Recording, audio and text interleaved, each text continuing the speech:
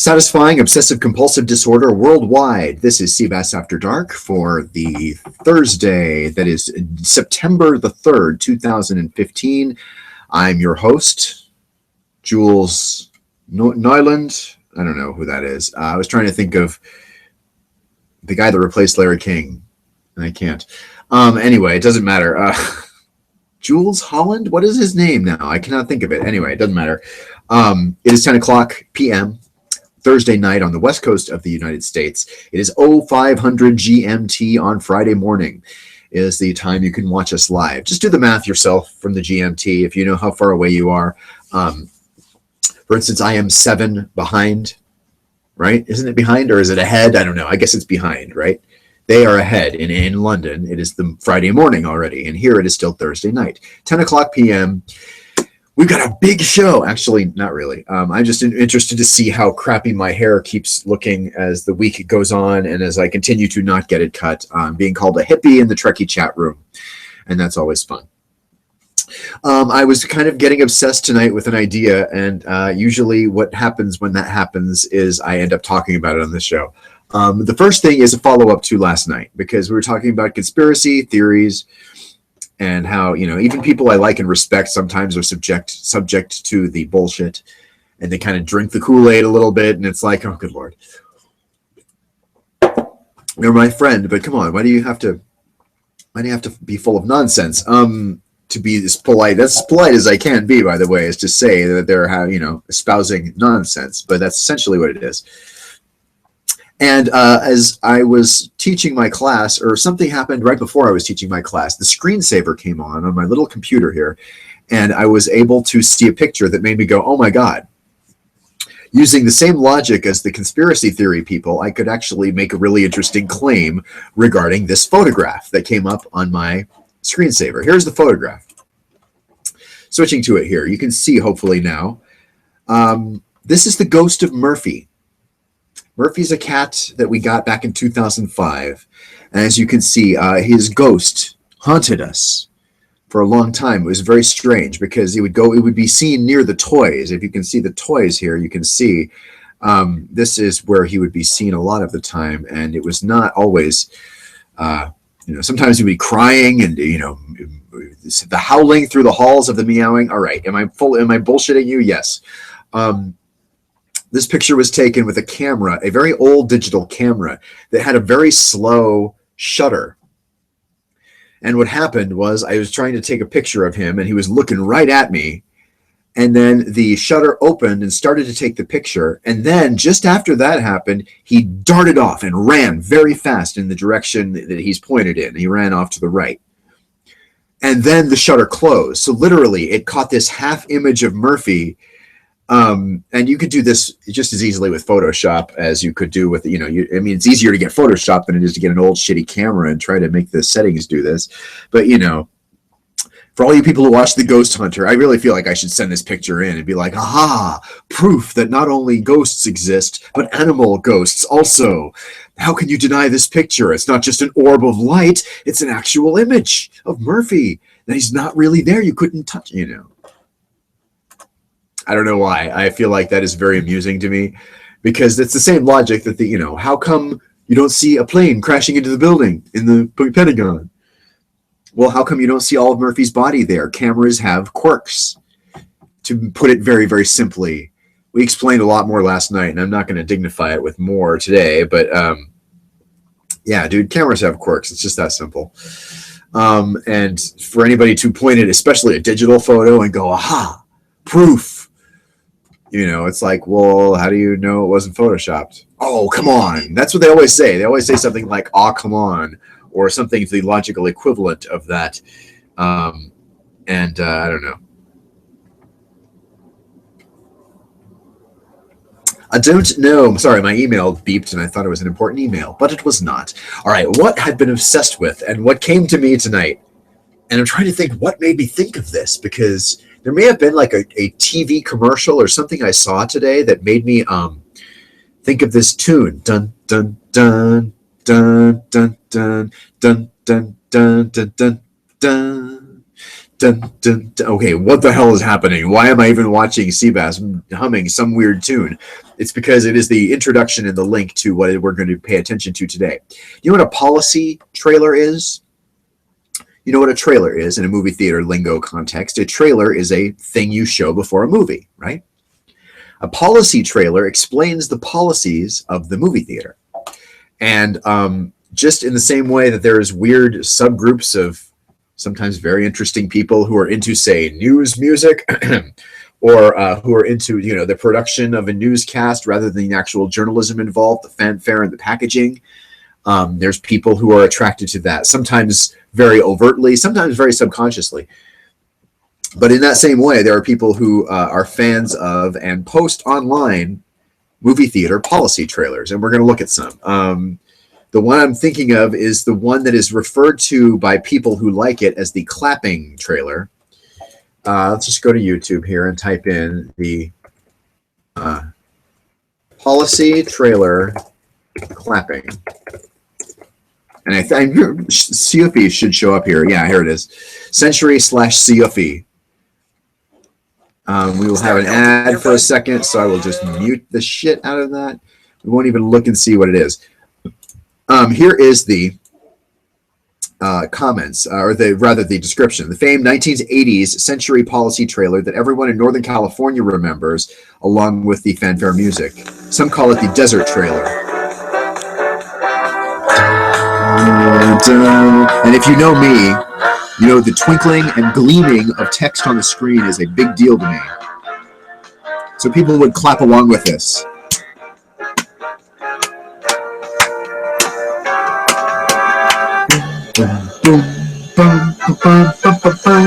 Enjoy an ice cold Coke from our snack bar with your favorite refreshments. Pitch in, help keep the theater clean for everyone. Trash receptacles are located in the lobby. Remember, silence during the movie is appreciated by all. Smoking is permitted in the lobby area only. Spoil someone with a gift certificate. Now available. I mean, there's all these messages the theater people need to get to everyone in the theater right before, and some of them are more advertising than actual policies, but they all end this way. Sit back, relax, and enjoy now our feature presentation. And that music, by the way, I was talking over.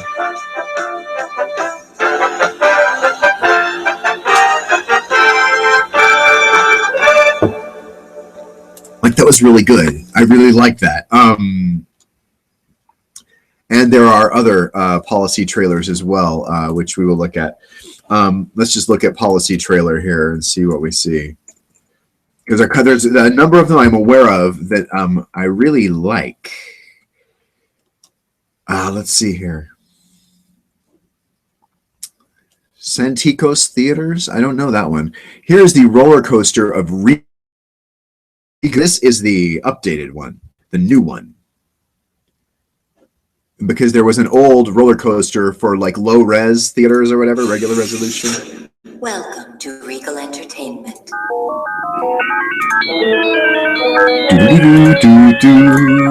Refreshments are available in the lobby. And please, keep our theater clean by disposing of trash in specified containers. And remember, gift certificates are available for any special occasion. Whoa! Enjoy the show.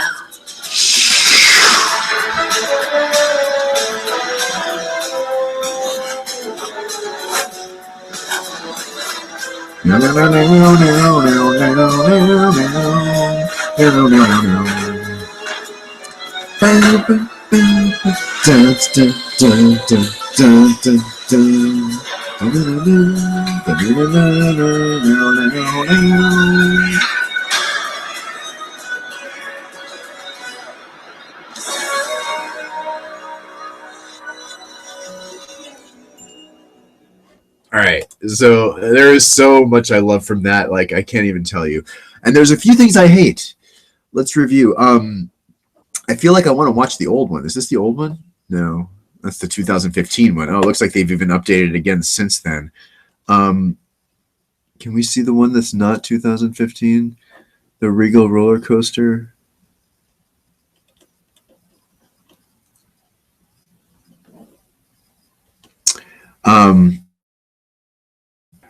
Well, anyway, let's see here. And then here's the thing: if you look at the comments, why did they get rid of this? Why don't they use this anymore? This brought me back to my childhood. Now I will only go to a Regal theater just to watch this in 3D. People really attach themselves to this shit, and it couldn't be less illustrious. It really isn't. That was very well done. But the part of it I like is kind of, sort of the particular messages that don't get referenced. Okay, welcome to Regal Entertainment Group. Catch the credits, blah, blah, blah. No recording devices or cameras allowed. You could easily not see that.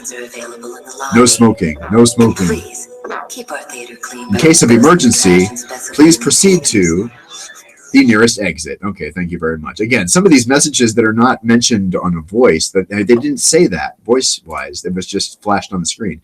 The hearing impaired devices available, And please keep our theater clean by disposing of trash in specified containers. And then you see the graphics of the trash going into the trash can, which I like, and then the space shuttlecraft door opens. And remember, gift certificates are available for any special occasion.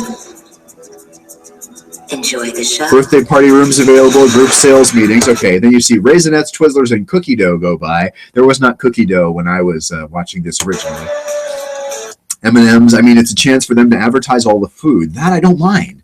Use this as a quick, and as ads go, this is a pretty well stashed product placement, the forest of Coca-Cola here, which serves not only as an ad, but it also kind of illustrates the whoosh by of, things that are close to you, because one goes very close to you.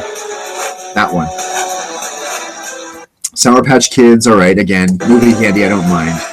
This one I mind. Why is Sprint being advertised like somebody just said, hey, throw a Sprint logo in there and they'll pay you $50? I don't like the Sprint logo. It doesn't take too much away from it, but I don't like it as product placement.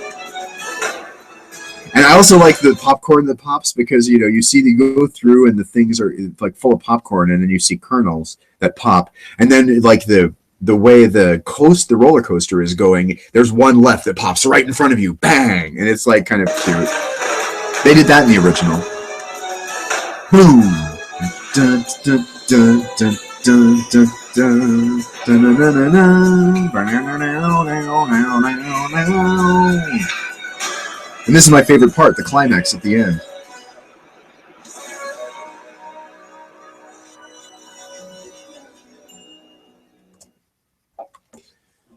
Oh yeah, I love that shit. That is so good. The funny thing is all the unsold game shows that are now showing up in my recommended things because my recommended videos because of all the game shows and unsold pilots I've been watching recently. National Amusements Showcase Policy Trailer. I've never seen this one before. This one looks old too. Although it looks kind of very... judging from this animation, excuse me for belching, I feel like I could almost tell you the year. This is probably 1983 or 82. It doesn't say anywhere. Chit chat, yakety yak. No talking, please. No smoking.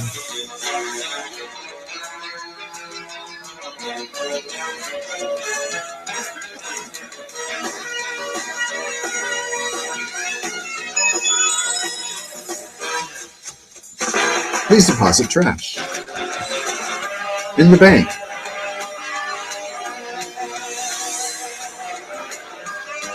Visit the art gallery lobby. Oh, that's kind of cool. Rent our theater.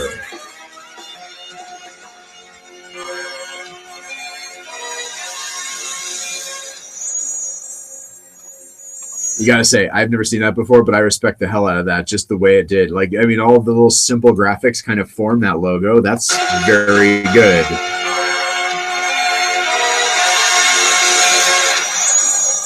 And not easy to do, and I'm guessing it was 80 to 85.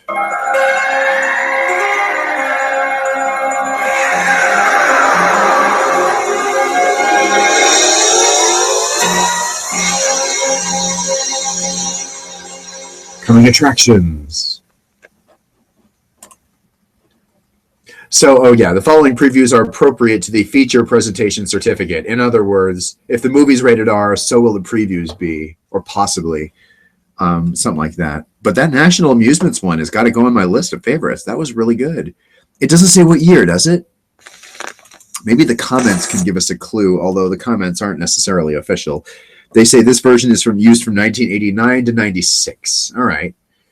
I was thinking 80s. I was thinking early 80s, not late 80s, but okay. And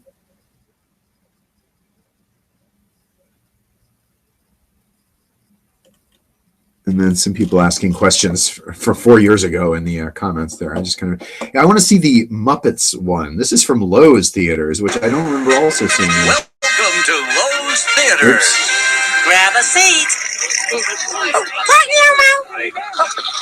Sorry. Hey, watch it, John. This tux is winning. It looks like Bunstoheim. Yes. Elmo, watch the Oxford. Sorry. Ow! I need to sit in the front row. I'm a shrimp. Who does a seat? Elmo, please. I just waxed the fur. Looks nice. Here's our theater. These are seats. That's the lobby. We're the East. We're the Eats. Tickets. Cookie Monster's eating the tickets. Use the exits when you go. And don't forget to watch the movie. Don't forget to watch the show. Thank you very much for coming. Hello. Greetings. Remember, don't talk during the movie. During the movie, don't smoke. Don't smoke. Hey, it isn't legal. Don't litter. Throw away the trash. Movies are better than ever. I like that. Oscar showing up in the trash can. That's good. And also, Don't surf. There is no water. there is no water. Don't dance with a bear. Don't sing grand opera. Don't punch on a chair. Don't munch on the chair. Don't do this. Don't do that. I don't do any of these. I love peanut butter sandwiches. And also, Don't forget to watch the movie. Don't forget to watch the show. Enough, don't. Now we're going to see the movie. Let's go. let's go. Okay, so I gotta say that was really solid. I wish that website wasn't on the screen the whole time, but I'd never seen that one before either, and I'm delighted. This is going to be a really good night. I love watching this shit. Is this a higher quality of the National Amusements one? I really want to see this if that's true. Oh, look at that. That's so much higher quality. Or maybe this is like an updated one. Yeah, this looks like the HD one.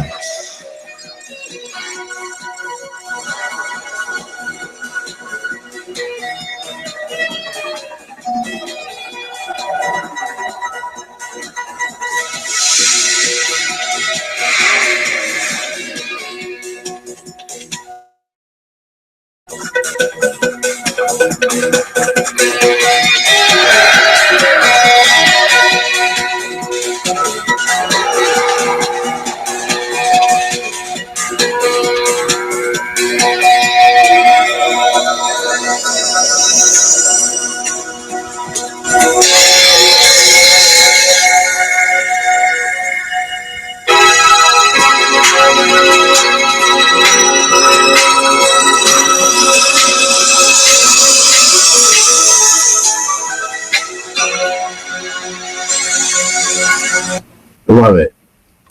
That's so much cooler than the first one we saw, just because the quality is so much higher. I don't know if that's an updated one.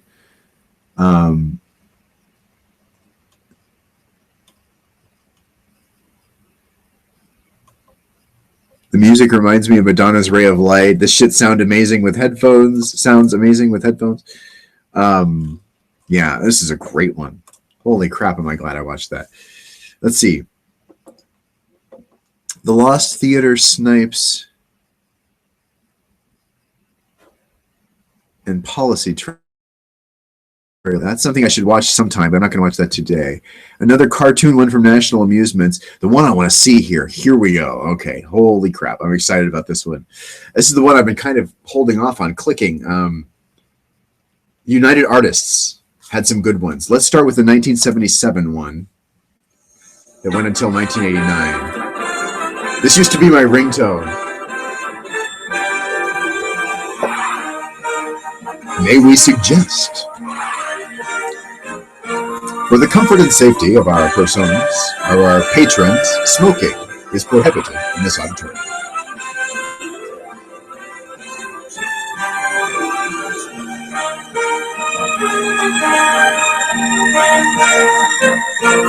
I think this music is called Ponderosa, and the more you listen to it, you can hear the Ponderosa.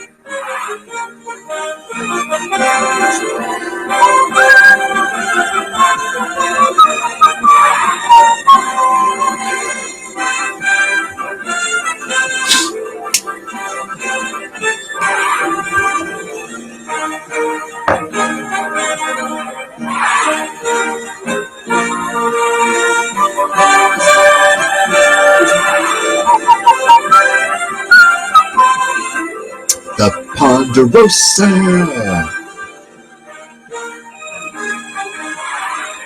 The Ponderosa.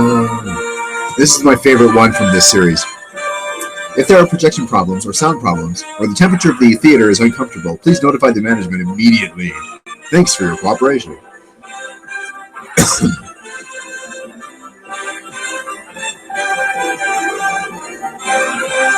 Dun, dun, dun. Dun, dun, dun, dun, dun. Dun, dun, dun, dun, dun, dun, dun. Dun, dun, dun, dun, dun, dun. All right, that's the classic. That's the ultimate like old one.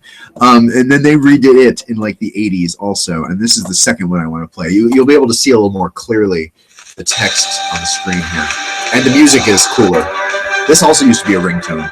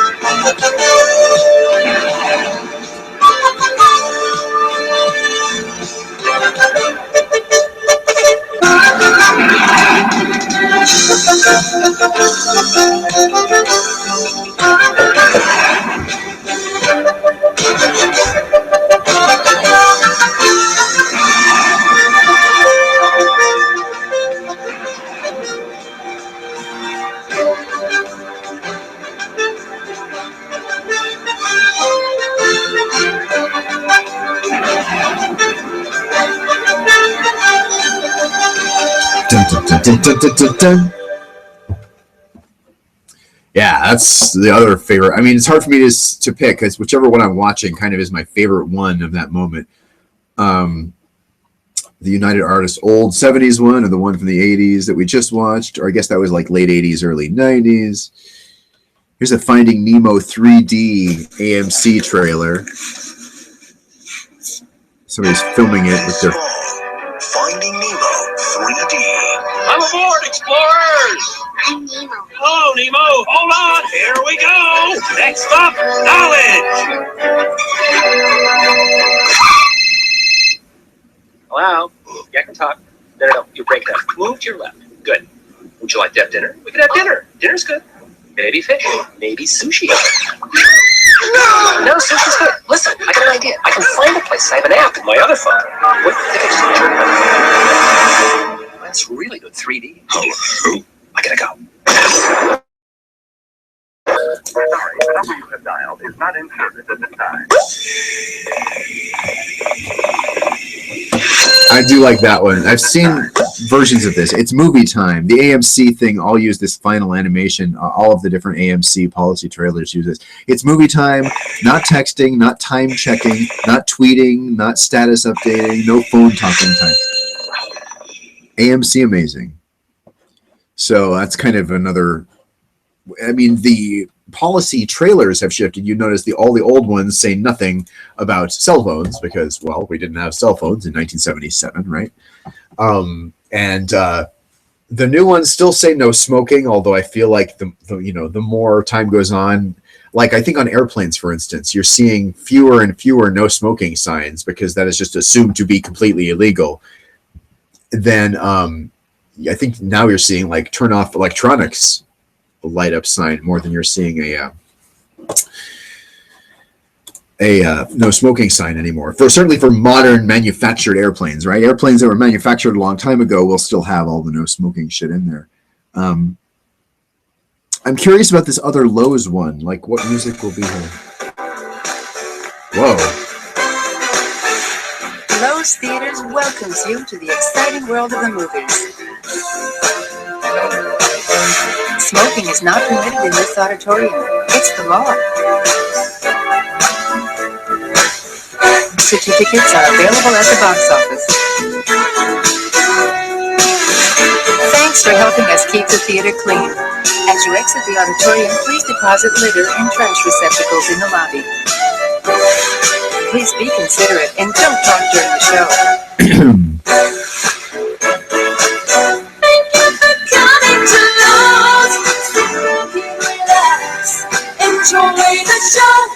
Oh my god, that little jingle at the end made me want to kind of not go. That was not my favorite jingle I've ever heard. Let's play it again though.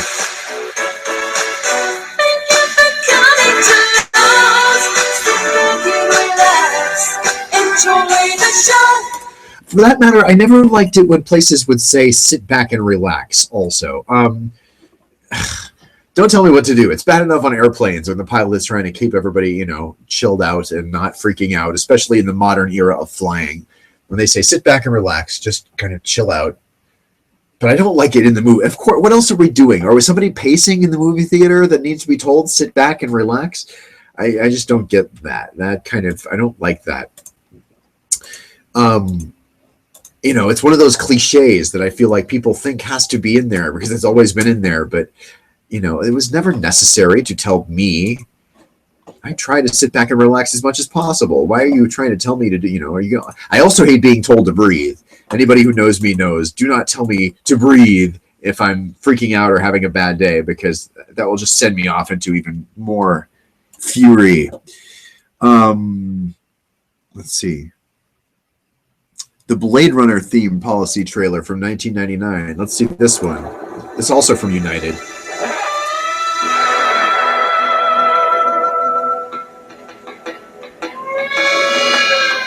I can see the Blade Runner motif for sure.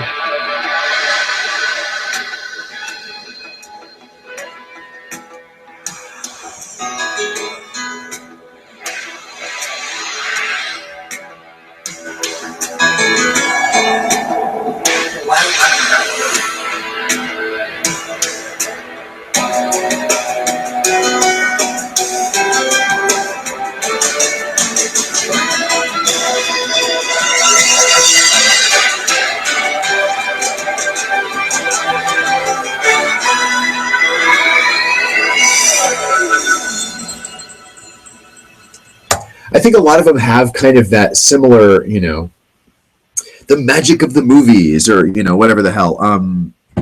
You know what I'm saying? Like experience the magic and I like that for some reason. I can't quite nail down. I was trying to think of exactly why do I care what the exact phraseology they use in these, who watches these, I'm fascinated, and the more I live, the more I feel like the little things that fascinate no one else fascinate me, right? Like news music. Nobody gives a shit about news music. Most people, the vast, vast majority of people. When the music lesson of my English, I teach English, and a music lesson came up. What kind of music do you like? This is a very common topic for learning to speak a language, right? But invariably, I get asked the question, teacher, what kind of music do you like? And I have to say, well, assuming all the other genres have been covered already, I try to introduce them to soundtracks. Or I mean, I don't mention scores because score has that other meaning involving sports, and I don't want there to be any confusion. And sometimes you have to kind of make a call like that. You have to maybe give incomplete information for the sake of clarity. This is the reason you don't expect, speakers of all Spanish or in their first day of English class, don't expect them to catch on to the, paradox or whatever it is that tomatoes are shelved with the vegetables, but they're technically a fruit. When you're talking about groceries with level 1 English students, you keep it very, very clear.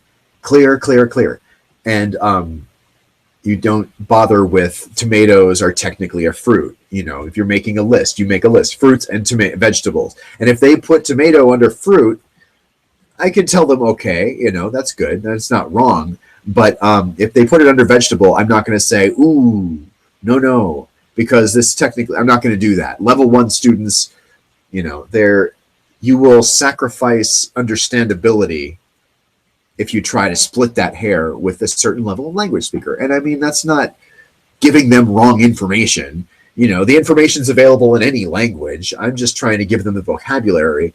And like I say, clarity is a very real factor when it comes to adults learning a second language.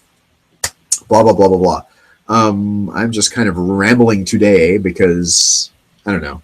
It's been a long week. I'm again tired, but I am happy to say at the very least I was able to come on the air on time and, not be rushing. I was able to just be ready for my last class to end, get out of it, and pop up here to the studio and do my best. You're watching cBas After Dark. It's Anything Can Happen Thursday. Here's the date. I'm kind of liking the idea of doing just policy trailers all night. So maybe that's what I'll do all night. I like to try and keep a theme when possible. Or, limit it to a couple of themes per show instead of just having it be the cBas show talking about whatever, unplanned, unscripted, unwritten. Let's see, what else will we see here? Marcus, I mean, all these theater companies I've never heard of. Actually, I will tell you that. I've said which one is my favorite one about 4 different times so far. Here is the old roller coaster one. We can do that before we get to the one I want to show. Is this like not? Man. Hold on a moment. The software came back to me. If you've watched the show before, when I sometimes hit full screen on YouTube, it switches the camera back to me. And I do not approve of this, but this is a clear limitation of the software. All right, we're going to try this again now. There we go. And something about this is not going full screen.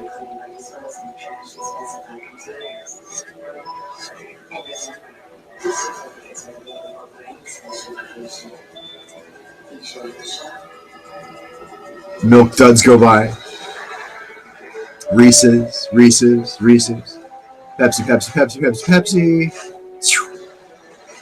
Twizzlers.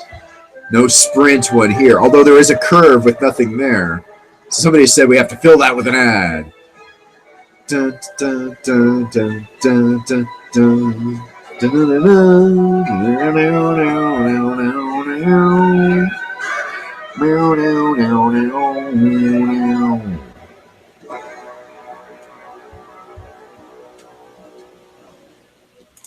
Okay, and leaving full screen also seems to bring that back to me. I don't know what that is.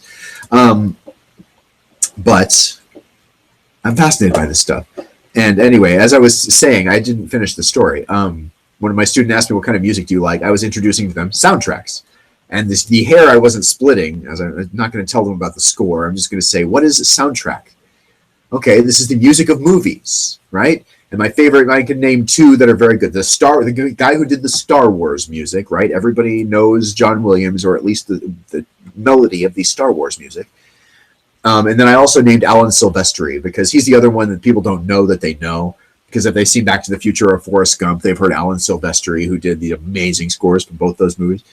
And you know, and I can't really share with them music over the class because there's the technicalness of the class. It's not built that way. It's meant to have your microphone. Like I can sort of play something and hold the mic up to a speaker, but that's just too much. And I think they don't want you to do it anyway. So, you know, I ain't trying to get fired. But I can show clips of videos, just video without audio. I can show pictures and other things. And frequently, my students say they like what I do. Although that day when I told them about soundtracks, instead of liking rock music or country or whatever, I like soundtracks. They're like, really? You know, people think that's weird.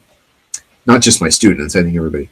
Okay, Space Candy, General Cinema Policy Trailer, GCC from the 80s. Well, I guess we're going to watch that shit right now. On cBasAfterDark, anything can happen Thursday. We're specializing in film policy trailers of movie theaters. Let's play this here. Space Candy. I don't even know what that means.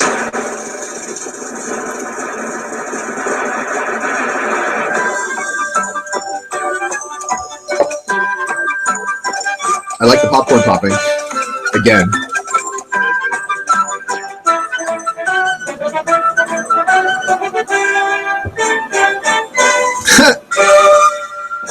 Oh my god, that was cute.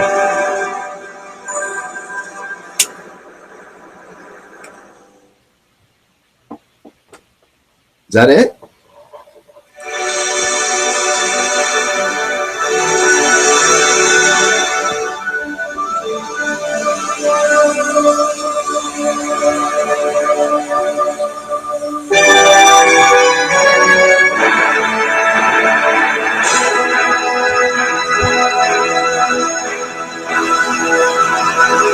Okay, that I loved. Hold on. So half of it was policy, and the policies go by real fast. Did you notice they did that in 30 seconds? Bargain matinees available. Okay, there's one of the messages we see every time. Buy a, you know, here's the food product placement. They'll say buy a gift certificate or something, no smoking. Throw away the trash.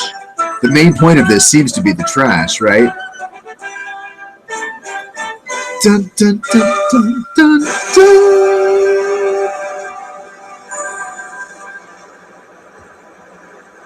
They kind of throw no smoking in it there at the end, kind of randomly. But this part, I'm fascinated by. Look at this.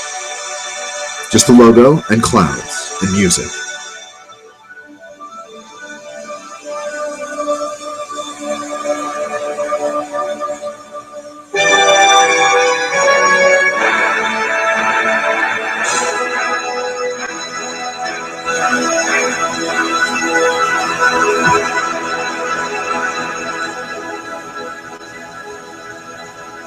That was almost 2001-ish, you know? Dun, dun, dun, dun, dun. But God, I love that one too. I'm discovering some new shit here tonight live on the air, and it's making me very happy. What else are we going to see here?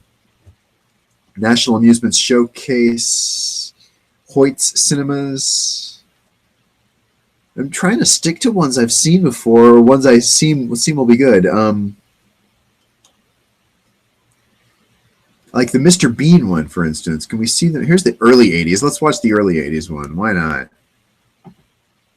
Does it also go by in 30 seconds?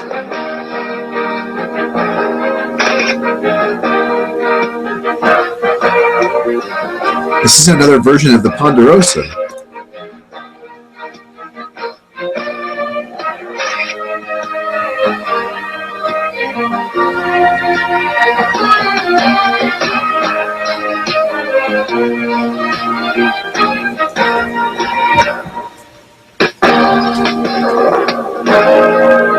Okay, this is staying up there forever.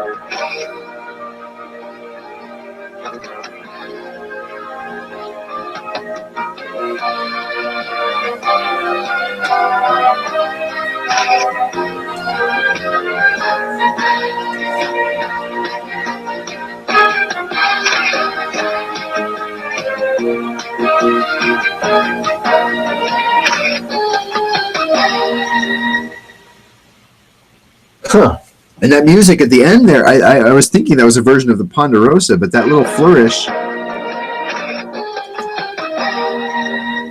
that I've heard before too, and I can't quite place it. It's one of those production music tracks from the 70s that every so often still pops up places, you know. If you know what I'm talking about, you're like, yes. And if you don't, you're like, what? Regency Theaters. There's a whole bunch of cinema policy trailers just in a playlist. AMC, pre-show bumpers, policy trailers, blah, blah, blah, blah, blah. Cinemark. Extreme Digital Cinema Volcano. That seems good. Extreme Digital, I like. Welcome to Cinemark. Put your fucking trash away. Buy a Coke. And come to the matinee. Remember, exits are here. We have ways out of this building. Thank you. Featuring Lava Sound. Oh.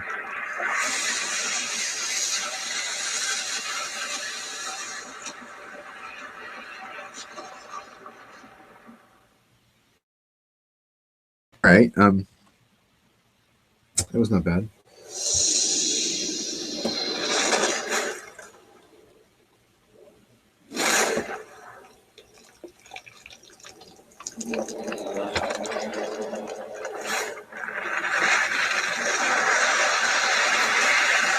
All right, again with the fucking volcano, we get it. Are there any more? All right, the last one I'll do is Mr. Bean, because this is classic and really funny, and hopefully it's on here somewhere. The Mr. Bean cinema policy. Here we go. All right. Welcome to this Movieplex Theater.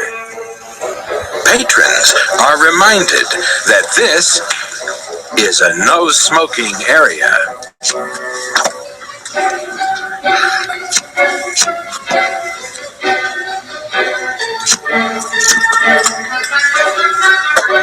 Patrons are also advised that talking during the performance is prohibited. And all electronic equipment must be switched off. The consumption of alcoholic beverages is strictly forbidden.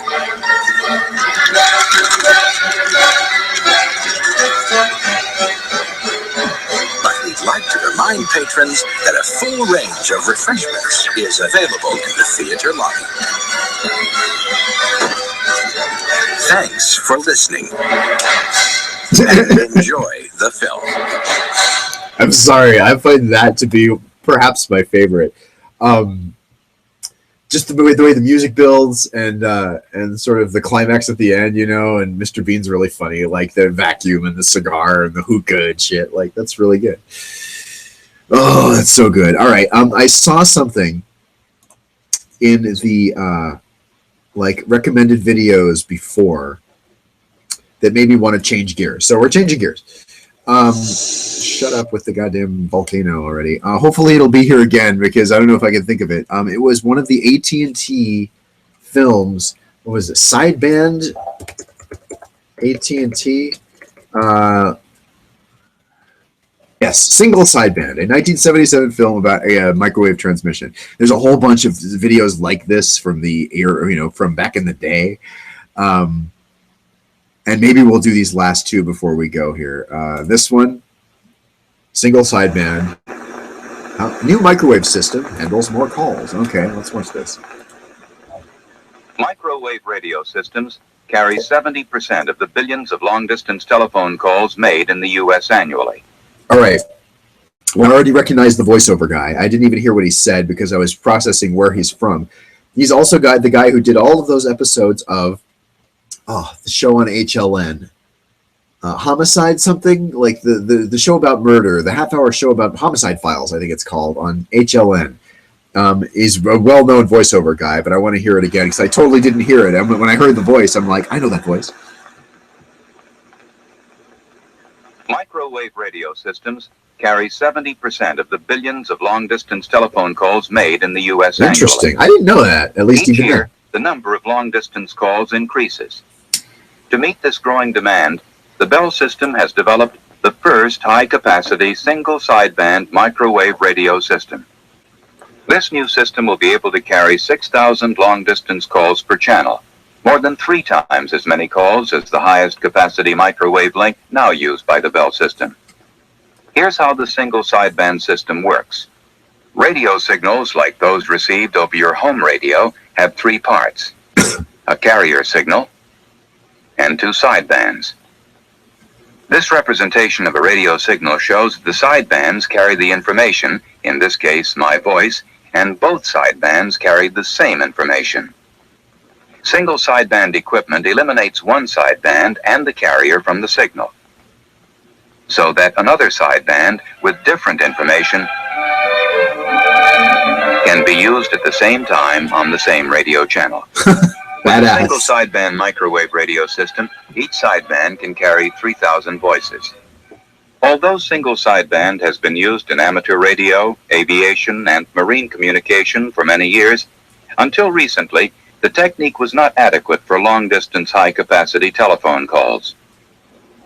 In microwave radio transmission, the received signals at a radio station are very low in level, and these must be boosted in level before retransmitting to the next radio station.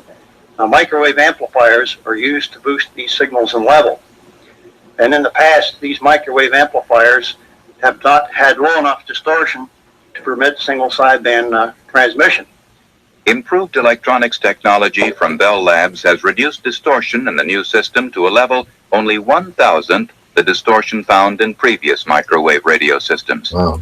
Preliminary tests of single sideband microwave radio were made in Georgia during 1974 and 1975. Working with AT&T long lines, Bell Labs began a field trial in Massachusetts in 1977. Commercial service is planned for 1980.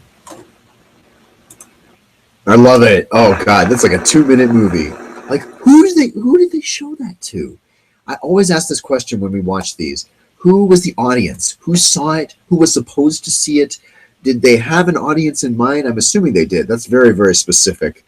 But something they can show to whom and for what? I guess so you can sell it, right? But that's so technical. Like that's not for your clients. That's for the people who are salespeople who will connect with your clients, you know? Telstar. I want to see the Telstar one, but I want to see the tour of the Network Operations Center. Or did we do this one? We did that one. Kansas City here. It looks like we might be in for some trouble. Hi. Before we start the tour, it'll only take a minute if you don't mind. We've had some severe storms out here. We've really got generally hazardous conditions all along Tornado Alley, and our radio tower in Plains, Kansas is on emergency power. Route. If that's busy, the next, and so on, and so on.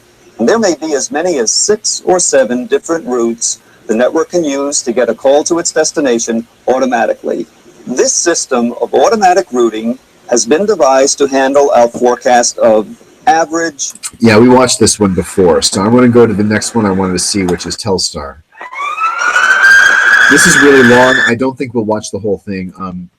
I do want to keep the show to an hour, just because, you know, or maybe I'll go a little. We'll see how into it I am when the time comes to close. We will either finish in 12 minutes or we'll watch the whole thing if it's really compelling. cBasAfterDark, here's the phone number, here's the Twitter. Let's go back to the AT&T Telstar video here from the AT&T Technical Archives. I love this shit. I don't even think I have any viewers, but I don't care because of how much fun I'm having. Telstar, 1962. And again, I like seeing who made the movie at the beginning here. This is Bell Systems. One of the other ones was the other department of the company called AT&T Long Lines. A different part of it. That sound makes me want to kill like something. I hate that. Must I have that representation of whatever the signal is? God damn.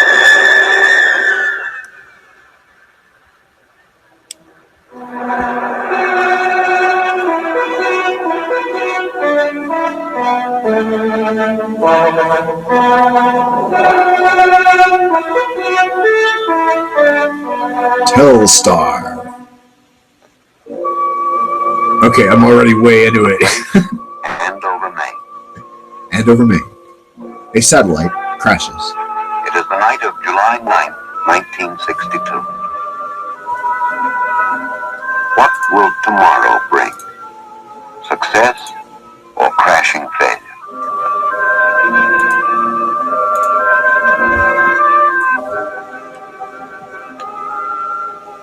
Telephone men drive through the lonely hills of Andover to make final tests on the electronic gear. I always like it when the announcer guy has an accent. Andover. Communicate with a tiny spinning globe thousands of miles in space.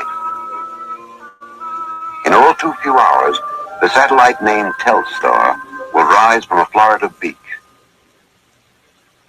All operators, man your stations and monitor Conference 1. The men of Andover. So, do you wonder, like me, like I look at this shot and I'm like, okay, is this a movie set? You know, like in the first episode of Lost in Space, they had a control center that they built that had full of blinking lights like you can't imagine. And every time, you know, is it like the bridge of the Enterprise or is it an actual functional place? This is the director. Let's start the system status check. It looks like a comic representation of NASA. You know, what I picture NASA. System check formation 1 starting at 22:45:37 UP. Command tracker report. Command ops ready. Precision track report. Precision track ready. KEG report. KEG ready. KG ready. Keg ready. Ready. Number, please. Receiver ready. Receiver ready. Transmission. Red 3 standing by. Red 5 standing by. Ground control. Come in, ground control. Ground control is ready. Ground control to Major Tom. Communications control. Come in, communications control. Communications control is ready. Roger.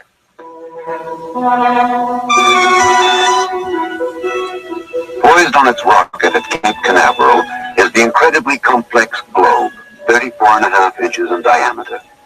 Telstar. Waiting.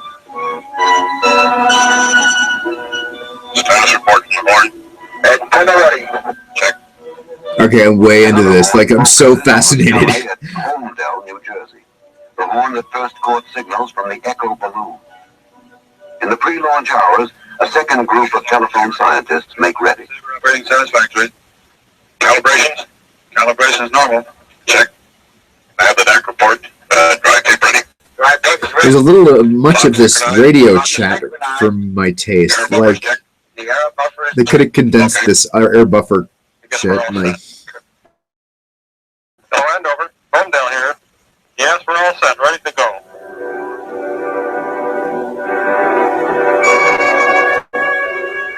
Bordeaux, Brittany, France. Across the Atlantic, too, there is quiet expectancy. In They this have a big corner ball, of the historic too. countryside, months of intense activity, of consultation and construction, are focused on a few crucial hours.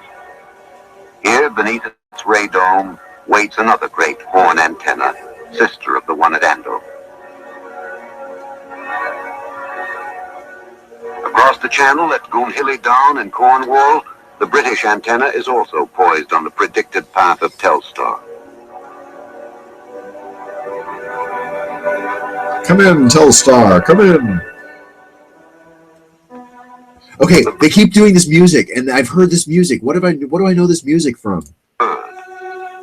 This focal point of concentrated attention on both sides of the Atlantic will be the first active communication satellite in space, if all goes well. If All stations report for communications check. Antenna. Antenna here. At Cape Canaveral, private industry and government work shoulder to shoulder under a unique arrangement. In this project, the satellite was built, the launch bought and paid for by Bell Telephone. Number 4758. Bell Launch Labs bought and and paid our for own by hands Bell at Telephone. Canaveral. Their job? Guidance control, putting satellites into exact orbits. Plotting board. Plotting one, sir. Guidance control, this is radar control. The radar is ready to acquire the missile. Roger. Radar control, stand by. We should be picking up terminal count in a few minutes. Roger. Roger. This is spacecraft test control. All spacecraft test positions, please report ready. Nearby, in adjacent vans, is Telstar control. The telephone men who must make certain that the sphere is in prime condition up to and through its launch. Temperature is ready. Console is ready. Tracker is Spacecraft Advisor, this is Telstar Control. How do things look in the Mission Control Center? Telstar Control, this is Spacecraft Advisor. The range status is go. He sounds like he made up that title like right then when he said it. This is a Spacecraft Advisor. Trackers ready. Spacecraft Advisor, this is Telstar Control. I guess if he How do got things called look in by the name, Mission he didn't Control make it Center? up, but Telstar Control, this is Spacecraft Advisor. The range status is go. The mission director just gave a go to the blockhouse.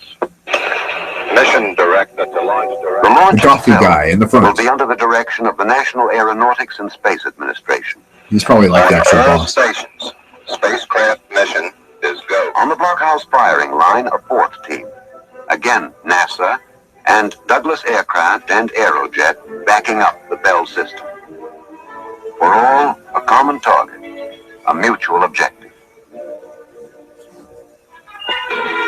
This is so well produced. I'm shitting my That pants. will protect it in the abrasive journey through Earth's atmosphere. Launch is set for 3:35 a.m. Eastern Standard Time. The launch vehicle is the 90-foot three-stage Delta, successful in 9 space ventures. The final, all systems are green. At all All sites, numbers are removed. the word is go. This precise moment has been a long time in the making. They're sure milking it. As early as 1954, at the Bell Telephone Laboratories in Murray Hill, New Jersey, the possibilities of satellite communications had been foreseen by Dr. John R. Pierce. Although 3 years would have passed before Sputnik 1 rocked the world, Dr. Pierce's ideas helped spark the search for Telstar. Even then, there was little doubt of the eventual need for improved means of communicating overseas. Across the United States, microwave towers dot the horizon. They dot the horizon, Great right? volumes of messages and TV shows can be flashed from point to point, supplementing other landlines to help provide the communication channels the nation requires. But when the ocean is reached, there are no towers.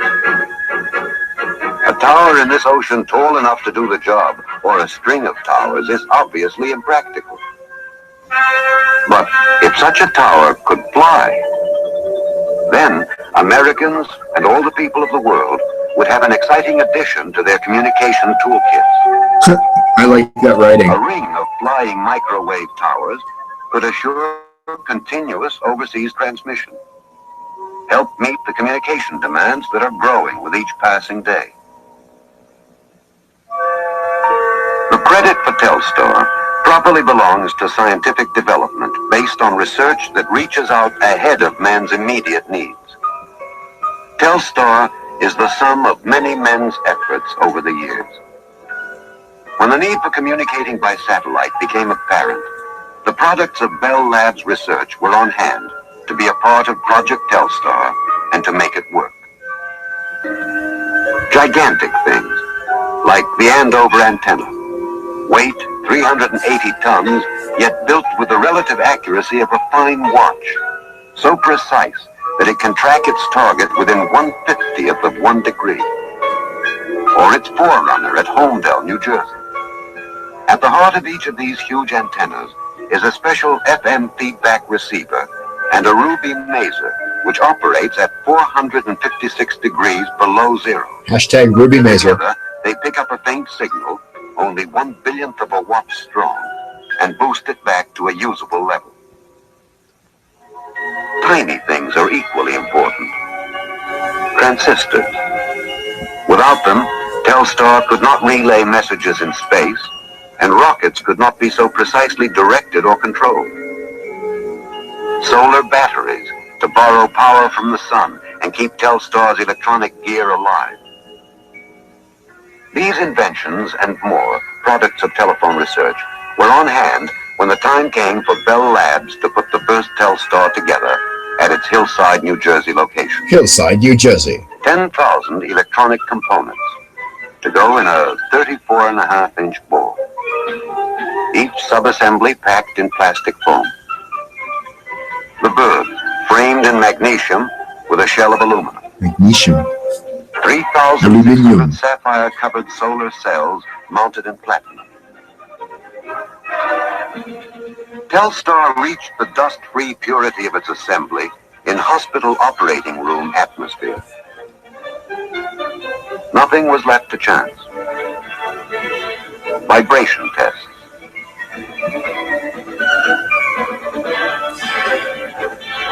Transmission tests in a simulated space chamber.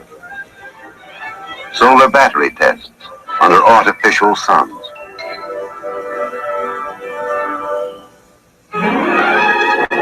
I'm fascinated. This is so good. Arrives at Canaveral after its 1,000-mile journey from New Jersey.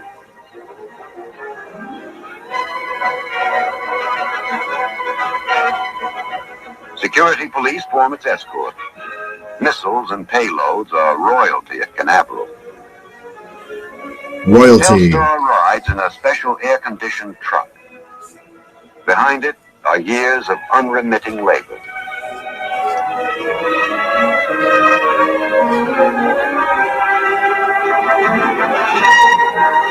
Oh my God, it came close to the that. Things that are known that bother the scientists now, but the things still unknown.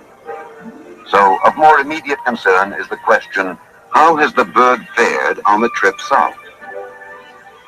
How's the bird fared?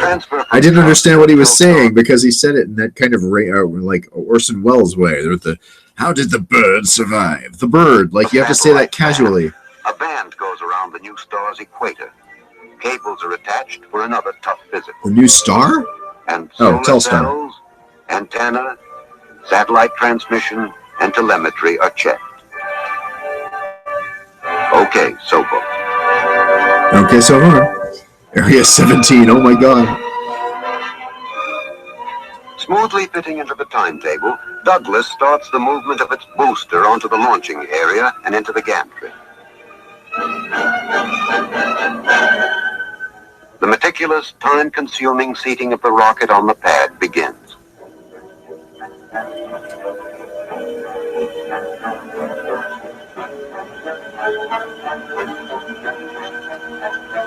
The bird moves to NASA's spin test building.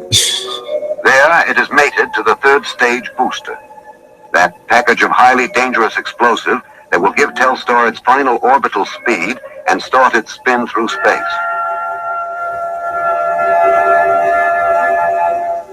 Spring steel coils tightly, ready to thrust the bird from its nest. How interesting.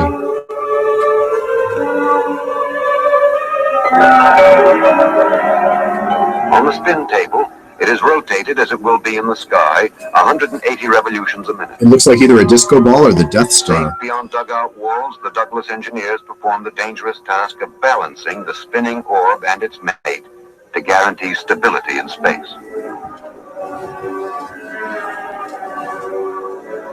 Again, the band and the cables. I feel like I'm watching them put together V'ger. And recheck. V'ger. Spin test antenna to Telstar antenna to Telstar control.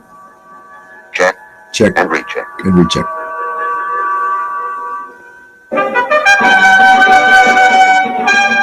Canned for protection and transport, the messenger of space moves on its cautious way up the gantry.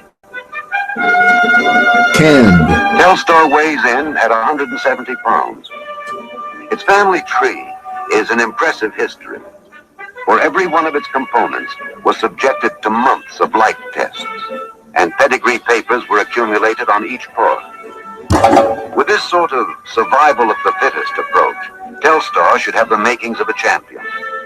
It's $1 million baby, and every move it makes is watched by anxious guardians. Third stage and satellite lower gently to a mating with the second stage. Mating. Mark to mark. When a rocket and a payload love each other very much, they're mated.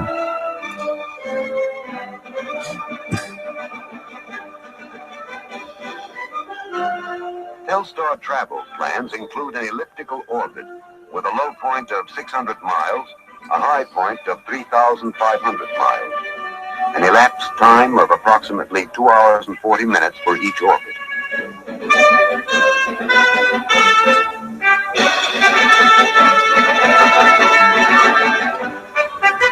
I see. So they have that can around. I was wondering how long do these things stay on? One last examination. Check and recheck. Tonight on Dancing with the Stars. Oh. Again with the melody. There are contradictions in this kind God, of it's like the pioneer. music Captain Picard played. Nylon gloves in a bare-fisted fight. Contamination is an enemy. And thundering explosive forces are subjected to minute checks. The cable is removed, a last connection made, the face of the cell fastened. The baby is buttoned up. Buttoned up. The fairing goes on. Clamshell seal against Earth's atmosphere. Pea-pod to be tossed aside in space. Nice. No more check and recheck. Telstar is on its own.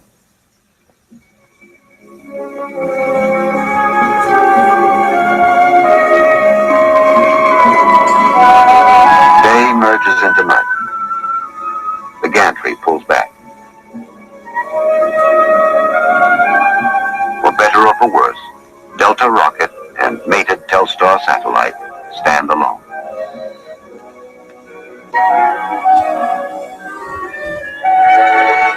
Now the order comes, clear the area. It better come.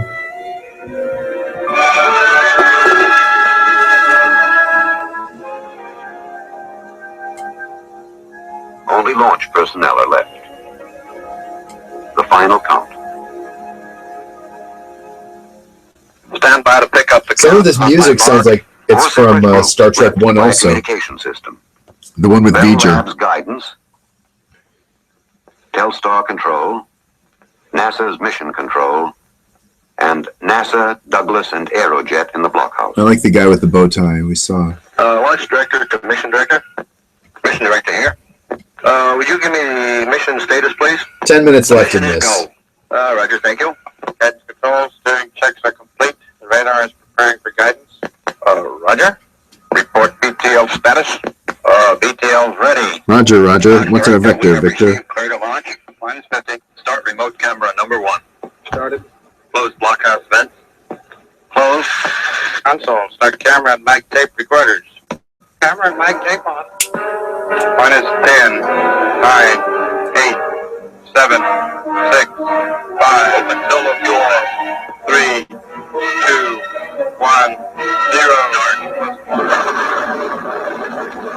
Oh boy.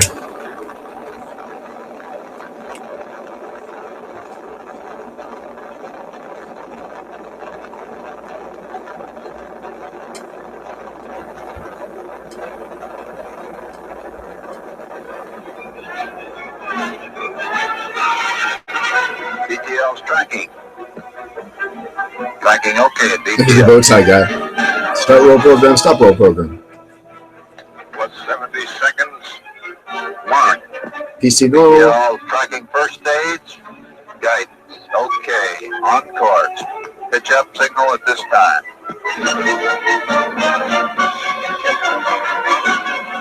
Everybody all right? Looks good in azimuth. Still a little pitch up. Sequence 2, sequence 3, sequence 4. Separation? Very good. Spin up and burnout have been reported. Andover, this is Telstar Control at Canero. We've got good news. Downrange station Antigua reports third stage burnout scene. Doppler track at the Cape looks good. I think we've got our orbit. We'll keep you posted as to what we see. Roger. We will initiate test series on 5th pass. Oh my god, if I hear this melody one more time, I'm gonna smash Cape something. Canaveral said to Andover, we put it up there. Now you find it and talk to it. The big task begins. Command tracker, precision tracker, bighorn, fasten on Telstar's predicted time. Seeking, searching. Searching, For an searching. infinitesimal speck in space, racing along at 16,000 miles an hour, like finding a golf ball over 200 miles away. Director, this is ground control. Mission state established. Roger. Station Roger. mission state and search condition. Operators hold on this line pending satellite expected rise time. Sending station identification.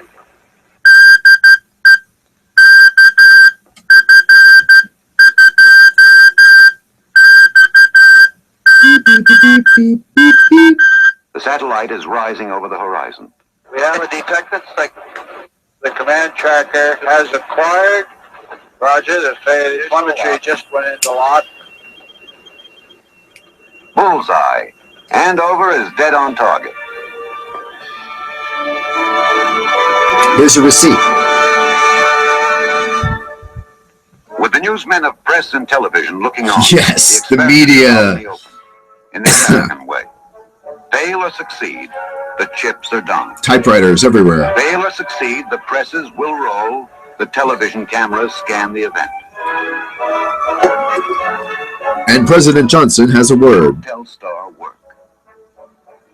In Washington, D.C., distinguished guests wait and watch expectantly before a large closed-circuit TV screen. Vice President Johnson is there. Vice President Johnson. That was him? Oh my God. How did I... And Senators Kerr and Smith, Congressman Miller, Harris and Albert, Senators Dirksen, Symington, Magnuson, and Pastore, and Administrator Webb of NASA. And the Federal Communications Commission watches the show at Andover. Yeah, fuck the FCC, though. The first test is coming up. Will Telstar receive a telephone message from Earth, amplify it, and return it to Earth? F.R. Campbell, Better after all this. board chairman, will speak with the Vice President of the United States. The connections go in. Number, please.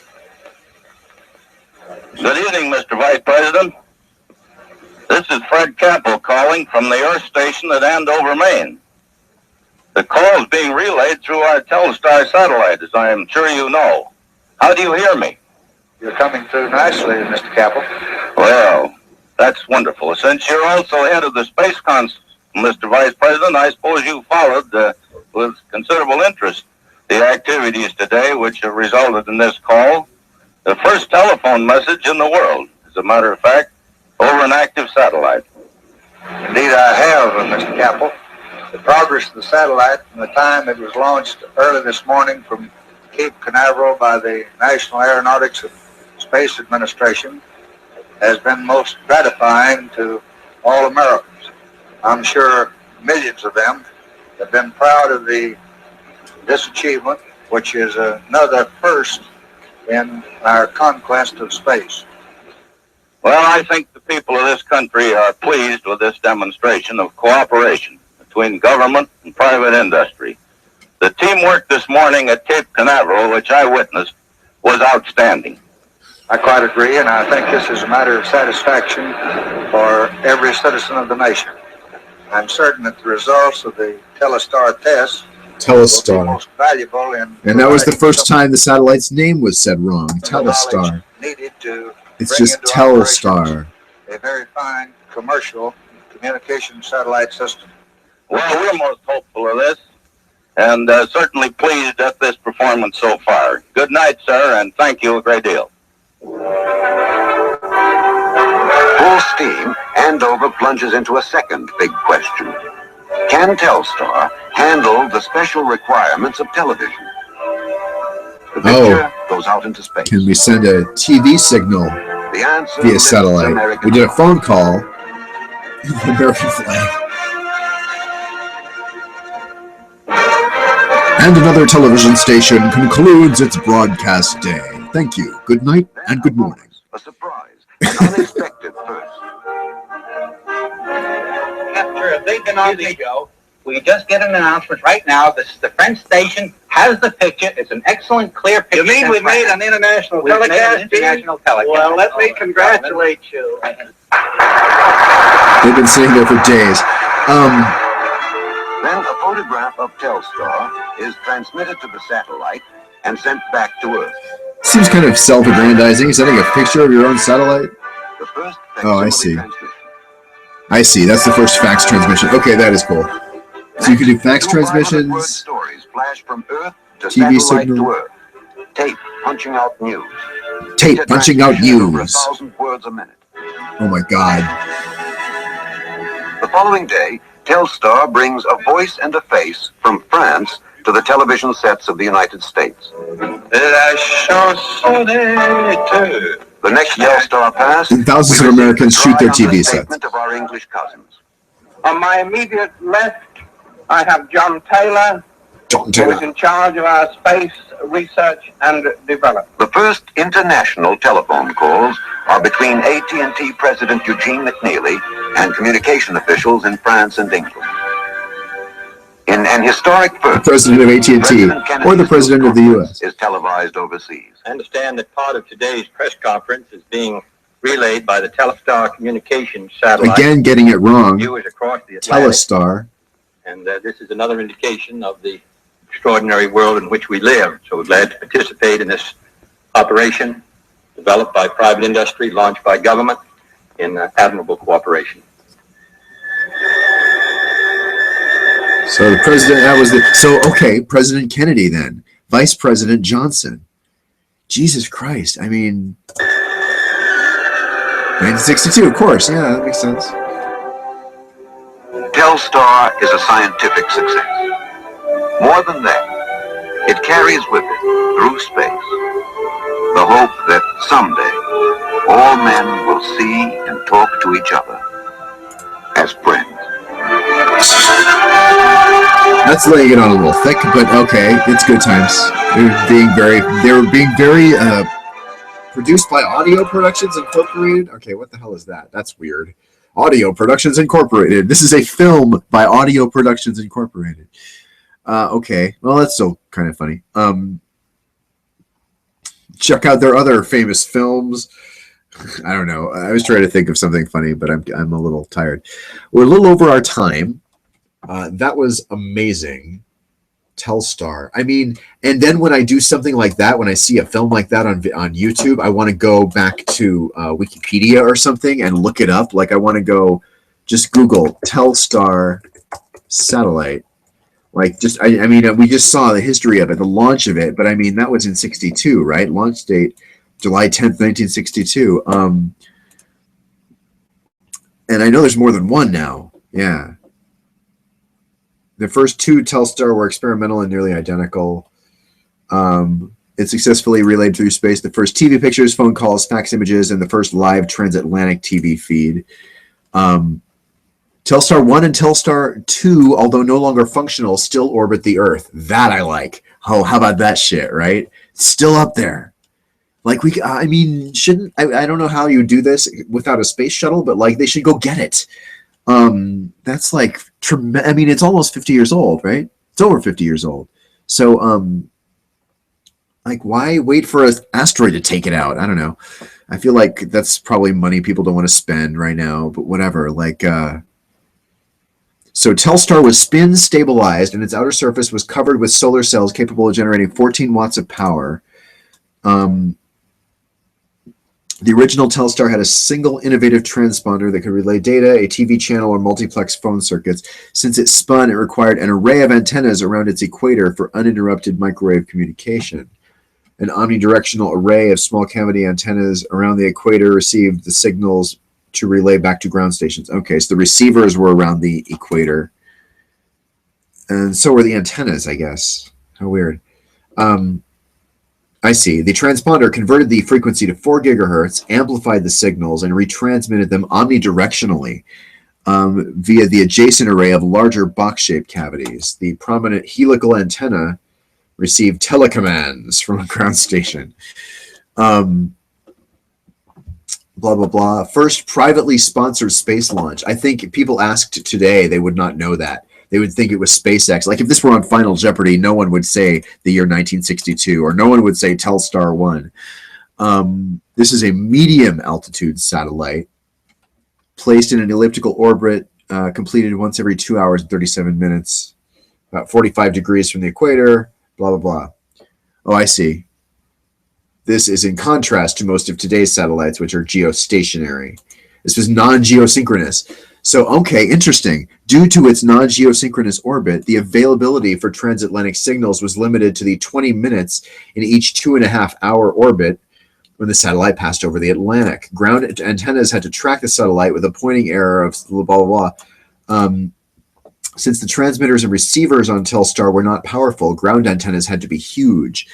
Bell Labs engineers a large horizontal conical horn antenna with a parabolic reflector that redirected the beam, had very low side lobes, and made thus very low receiving system noise temperatures possible. Okay, I'm trying to wrap my brain around that. Receiving system noise temperatures. Is that like noise levels? I don't think that refers to actual thermal temperatures, does it? I don't understand. Blah, blah, blah. In service. Almost 2 weeks later, it relayed the first publicly available live transatlantic. Okay, well, that was the thing we saw. The first public broadcast featured Walter Cronkite and Chet Huntley in New York and the BBC's Richard Dimbleby in Brussels. That's pretty cool. The first pictures were the Statue of Liberty and the Eiffel Tower in Paris. That's cool. And let's see here. The signal was acquired before the president was ready, so engineers filled the lead-in time with a short segment of a televised baseball game between the Phillies and the Chicago Cubs at Wrigley Field.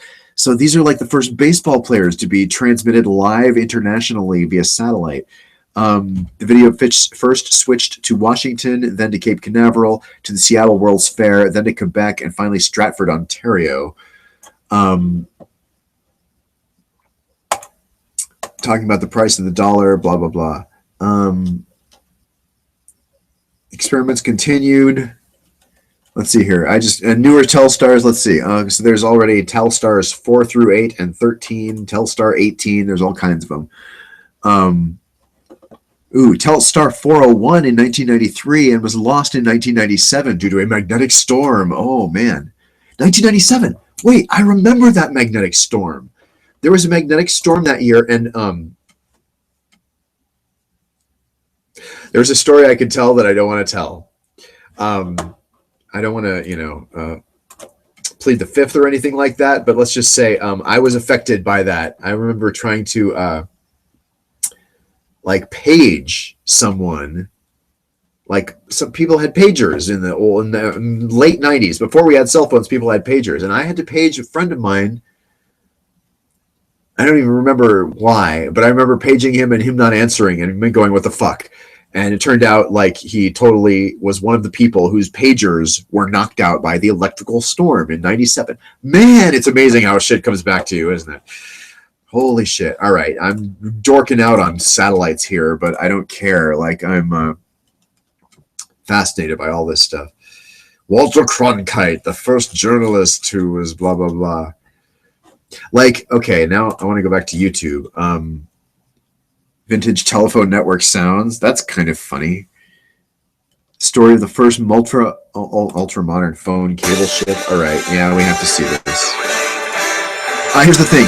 My tablet battery will not last for another half an hour probably. So I don't know if we'll see this whole thing. AT&T laid the first transoceanic cable called TAT-1. TAT-1. But the only ship suitable for such long distances was the British cable ship Monarch. Okay, I'm sorry. Wait, just wait. Okay, I'm gay, right? People sometimes know that and sometimes they don't. Whatever, I'm gay. It doesn't matter. I'm not very good at it, I'm completely single. But ever so often there's somebody who I look at on TV or in life and I think, oh, I'm glad I'm not that gay. And I shouldn't, because I don't know that this guy is gay at all. But just I'm glad I don't have certain mannerisms, including the kind of funny way that he's talking right now. Like I shouldn't make fun of that, but I do it I don't mean to be an asshole. I'm trying to say I'm glad I don't have that, and my heart goes out to him who does. But the way this guy talks is already killing me. Is it a gay lisp or is it something else? Since the early 1950s, and to lay TAT-1's modern telephone cables All of the machinery on the Monarch required extensive modifications. Okay, is this? Can we just watch like the film? AT&T needed its own ship. Okay. Decade or so, the ship served AT&T, laying other So this is a cables ship and from making repairs. AT&T. From the great ship's heyday, here's CS Longlines. Cable number 3 is ready for service. We have 2 order circuits patched in and working perfectly. Wonderful, Wiedemann. That's what we've been waiting for. Thank you very much. You can get some sleep now. Cheerio. If you'd like to make a call, I think we'll do that. please hang up and try again. Thank you again. Good night. Well, that sure works. The AT&T ship. 2 people talking via ship-to-shore radio telephone. Ship-to-shore One on the high radio. seas, I the love other it. on the Cornish coast of Great Britain. It sounds commonplace, and as a matter of fact, it is. But behind this particular conversation is a fascinating story. The construction of a worldwide network of underseas telephone cables. I am Lowell Wingert, a vice president of the American Telephone and Telegraph Company. And my job involves me in the continuously unfolding drama of international communications. Drama. The incident you have just seen took place in September 1963 aboard the Bell Systems ocean cable layer, CS Long Lines. Only a few minutes before, engineers aboard ship had completed the final splice of a third transatlantic telephone cable. Okay, I'm going to pause it for a sec, because if you heard them talking about him laying the cables, right? Laying them, this is like the last splice of the transatlantic cable on this show. When was it? Was it Nerd News Monday? Had to be. I think it was Nerd News Monday, where it's in recent past couple of days where there was we actually watched them. We did the film from this same like group that laid the cable between Florida and Cuba, which was like I think the first like undersea phone cable that was laid. So if you want to see more about that, find that episode from like 3 days ago, because we totally talked about that, and that's good to watch too. Like it's good in the same way the space stuff is good, in kind of a very retro way. Back to this. I actually want to watch this. I'm really hoping my battery holds out because I'm totally into this. I'm having the best time. And I like how this guy talks much better. So I'm glad we kind of fast forwarded. Then came the radio telephone call. Completion of still another communications route between the United States. I mean, he's a little and stiff, England. but it's like it's okay. It was in history. Everybody was in that era, And one that has been repeated a number of times on the CS Long Lines. A ship that has played an important role in expanding communications throughout the world. This is her story, the story of a ship.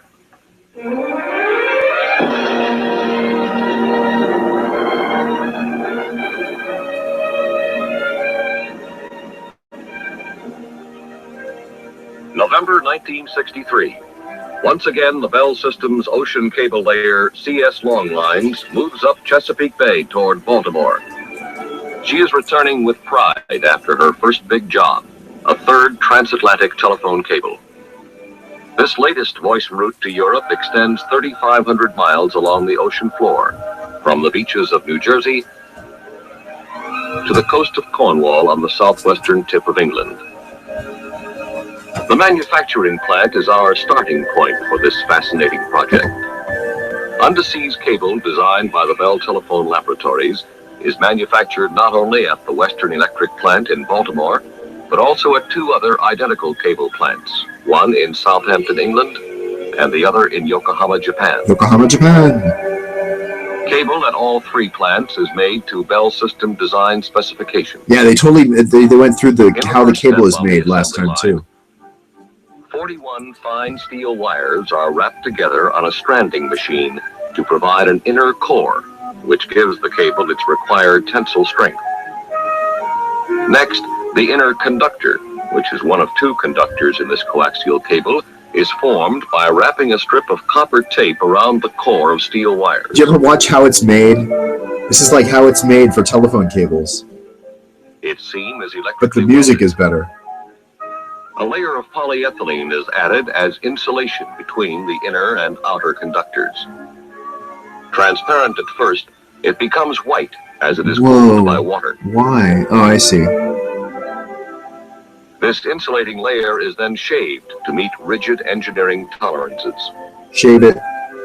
Now an outer copper sheath, which serves as the second conductor of the coaxial cable, is shaped around the white polyethylene layer.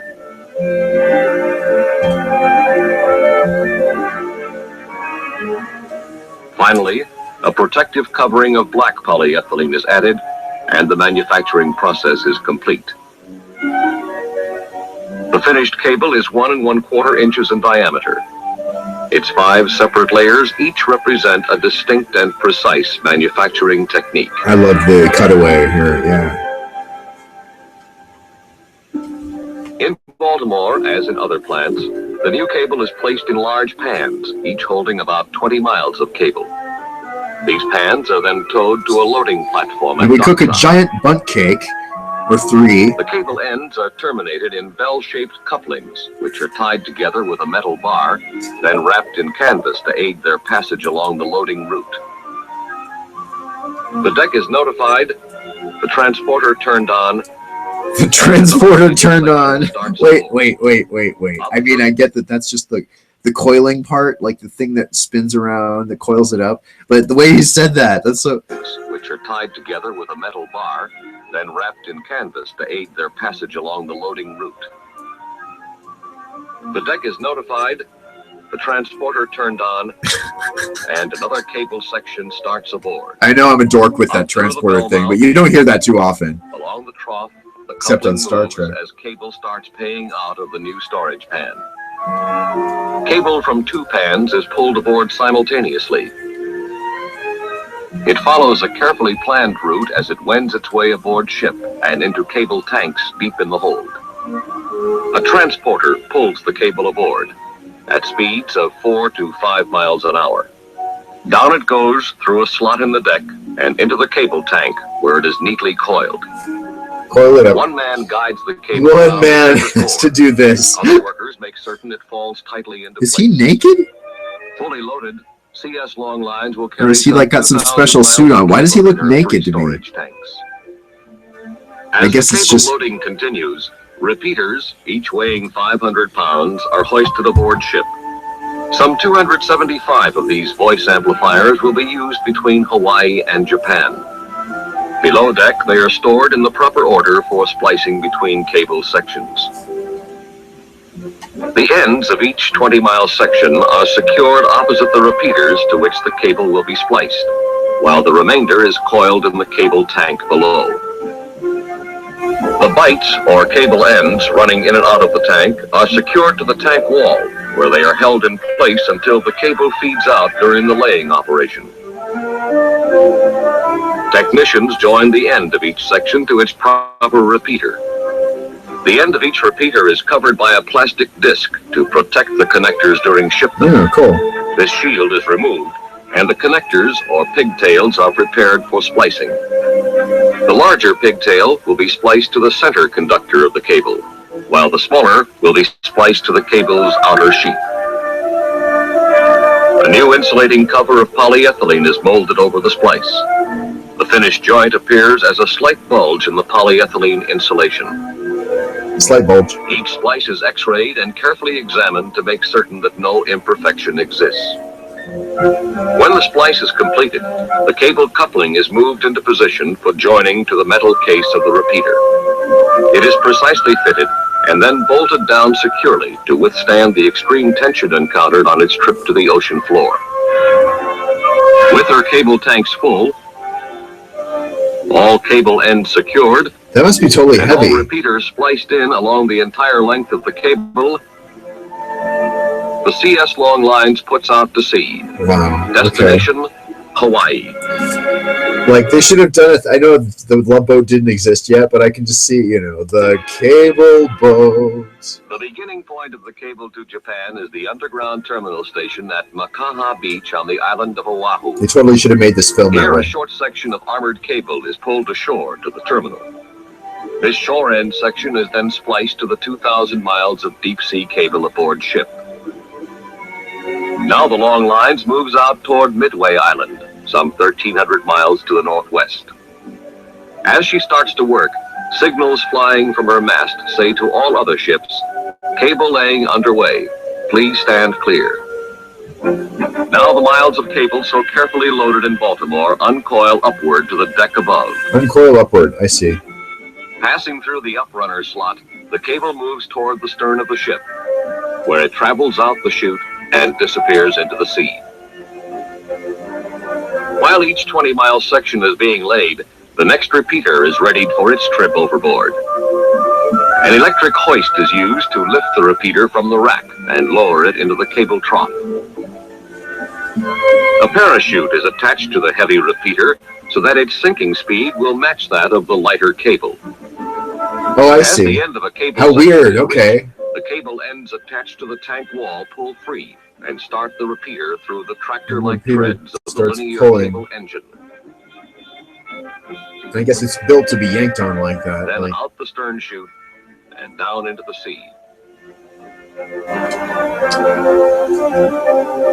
A few seconds after it disappears beneath the waves, a balloon pops to the surface, indicating that the parachute covering is pulled off and the chute is opened. Now the repeater gently sinks to the ocean floor. Its descent is so gradual that the long lines may travel another 15 miles before the repeater settles on the bottom of the sea. And so, under the watchful eyes of experienced technicians, the cable continues to pay out mile after mile and repeater after repeater. A ship's officer using a sextant is shooting the sun for a position check. hey. Similar checks are made daily at dawn and dusk using visible stars. Sextant. These periodic position checks aid the captain in his task of accurately plotting the pre-planned course his ship must travel. The route the ship follows is one which was carefully planned through oceanographic surveys. The nerve center of the cable laying operation is the drum room, where every phase of the project is observed and controlled. Drum room. Bathymeters and depth recorders provide a picture of the ocean bottom beneath the ship. Each detail is recorded to determine the amount of slack needed so that the cable will conform to the contours of the ocean floor. When any unexpected conditions arise, the engineers who laid out the system are on board to make any changes necessary in the cable laying plan. At the central control console, continuous readings are made of the ship's actual speed over the ocean floor.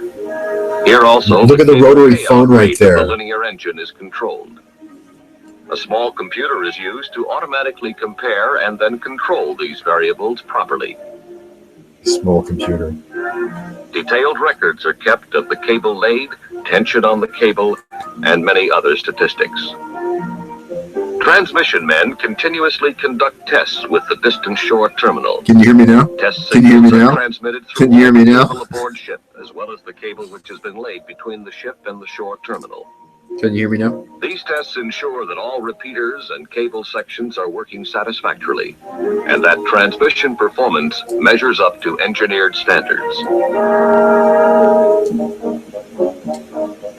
Can't hear him now. Careful check is maintained on the power supply to the repeaters aboard ship and those on the ocean bottom. 5,000 volts are required to operate the vacuum tubes in all the repeaters along the route. Telephone circuits are established over the cable so that the ship may maintain communication with the shore terminal and coordinate all tests and operations. And so the job goes on, with technicians and ship's crew performing the numerous tasks required to keep the cable laying operation in motion.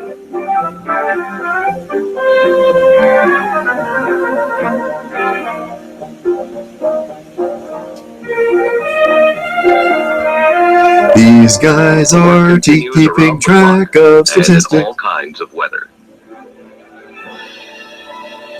Gilligan! Little buddy! Gilligan!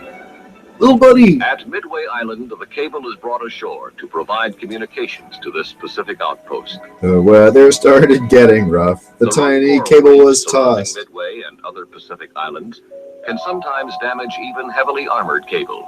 So here it is necessary to provide the cable with additional protection. Using balloons to aid them in moving the cable to its proper position, the divers fit a heavy armor pipe around the cable to protect it from the coral heads and jagged rocks along the route. Interesting.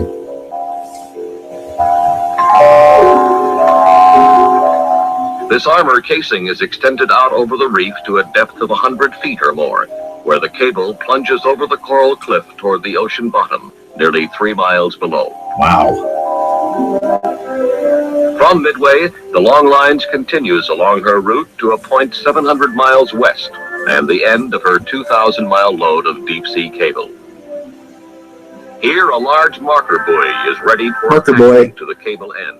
Buoy. Before it goes overboard, a radar reflector is mounted on the buoy as a navigation aid in finding the spot at a later date. Now securely anchored and lashed to the cable end, the buoy and its floats will be pulled up when cable laying operations are resumed.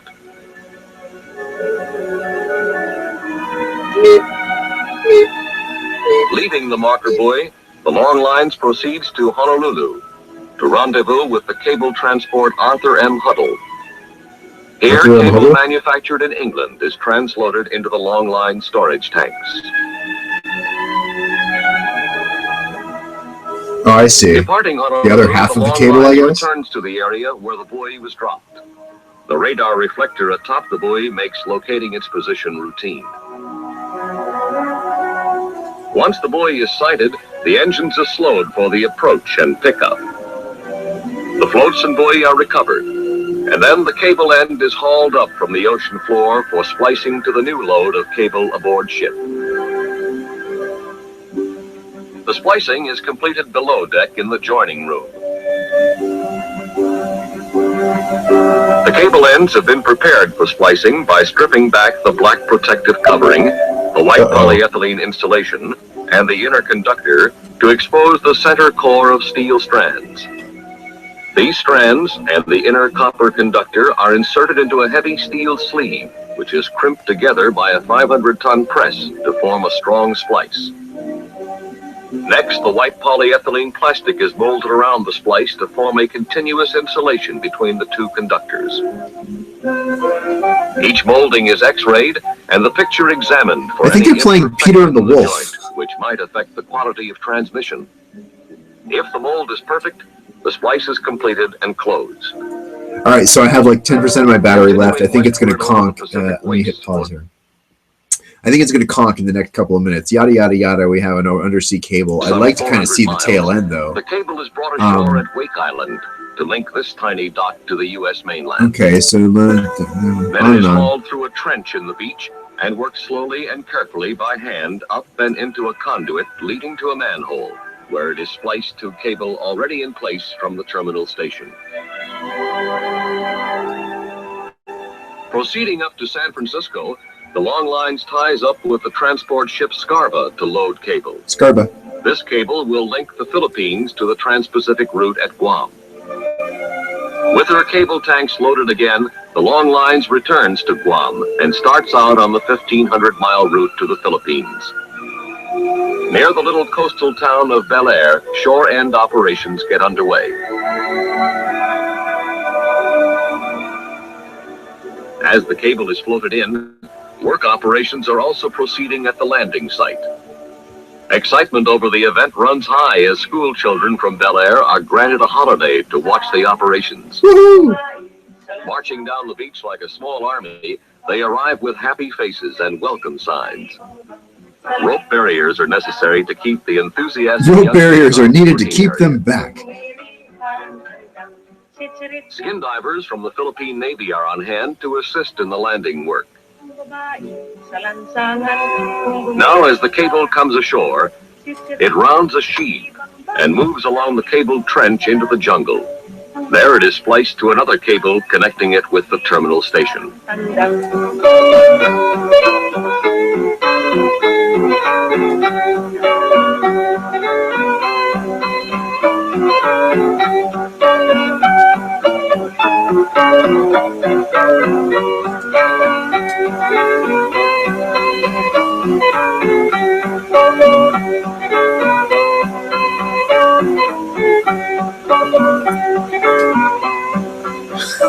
Finishing the Philippines project, the long lines recrosses the Pacific to enter the Panama Canal. Crossing the isthmus, she moves back into the Atlantic on her way to Baltimore to pick up more cable and repeaters for her next assignment. a cable from Vero Beach, Florida to St. Thomas in the Virgin Islands, which she completed in December 1964.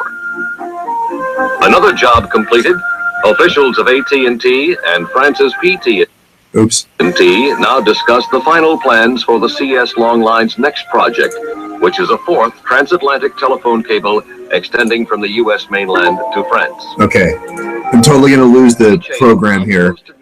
So let's just fast forward to the tail end. Here's the cable. Operators all over. Man reaches out to communicate with his fellow man. In future years, global communications will play an increasingly important role in the handling of personal, business, and governmental matters.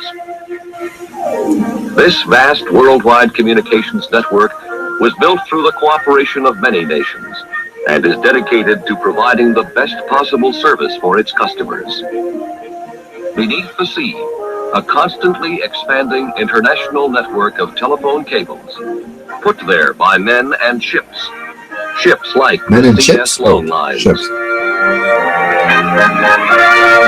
Bell System, bringing you American telephones and telegraphs, the Long Lines Department, since 1941.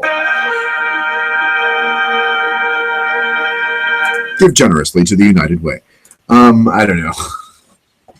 We didn't get through the whole thing, but I was having a good time doing that. I hope you were having a good time too. Battery's totally going to conk, so we'll end it on an official note rather than just have the broadcast end. Thanks for being here. Saturday, it's fast food, junk food podcast time again with my friend Sarah. Hopefully she'll be here. And then Monday, Nerd News Monday, once again, 10 o'clock West Coast time, 0500 GMT, cBasAfterDark. Good night.